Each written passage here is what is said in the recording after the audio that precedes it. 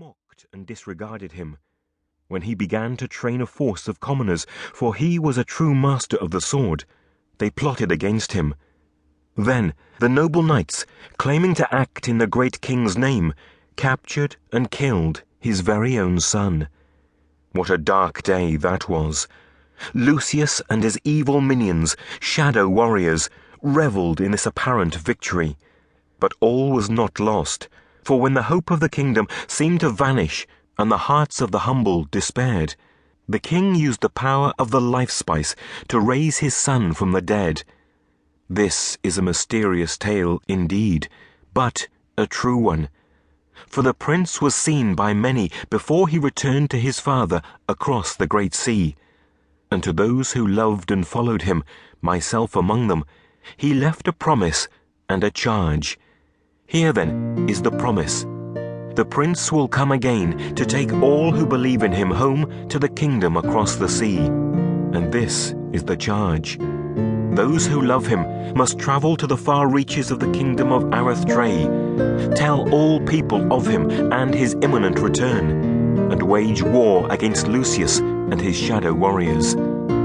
Thus we wait in expectation, and while we wait, we fight against evil and battle to save the souls of many from darkness. We are the knights who live and die in loyal service to the king and the prince. Though not perfect in our call to royal duty, we know the power of the prince resonates in our swords, and the rubble of 1,000 strongholds testifies to our strength of heart and soul. There are many warriors in this land of Areth-Trae, many knights who serve many masters, but the knights of which I write are my brethren, the knights of the prince. They are mighty because they serve a mighty king and his son. They are the Knights of Areth-Trae.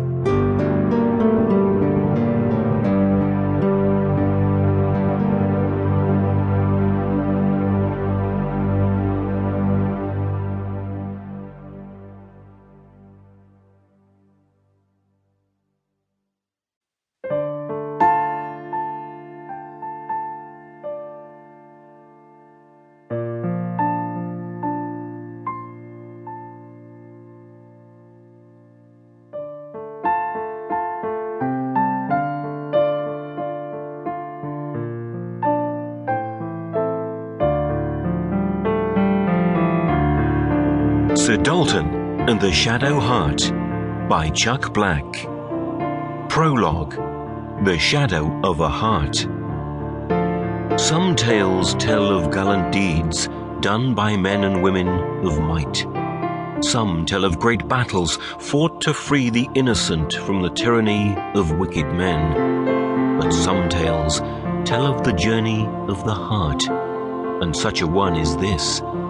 I am Cedric of Chessington, Knight of the Prince. I have taken upon myself the duty of chronicling the stories of many of my fellow knights, those living now and those who came before.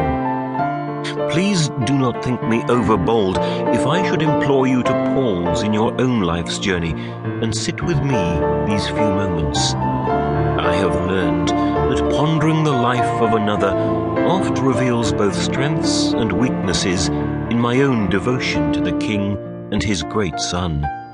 Such ponderings can beckon hearts to a nobler call, and thus are worth every moment spent upon them. Sir Dalton discovered an enemy lurking in the shadows of his heart, an enemy we must all face at some point. The prince called one of his mightiest knights greatest among all, and yet he too faced this enemy. Therefore, judge not Sir Dalton, but glean from his tale the wisdom and the courage to let the light of the prince so illuminate your whole being until your heart holds no shadows at all. Sir Dalton dared to look into the shadow of his heart. Shall we